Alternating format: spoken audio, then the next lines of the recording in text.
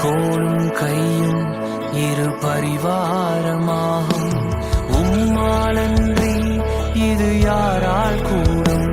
பெரும் கோலும் கையும் இரு பரிவாரமாகும். உம்மாலன்றி இது யாரால் கூடும்? ஆகாயத்து பட்சிகளை போஷிப்பீரென்றார், என்னையும் போஷிப்பது நிச்சயமே. காட்டு புஷ்பங்களை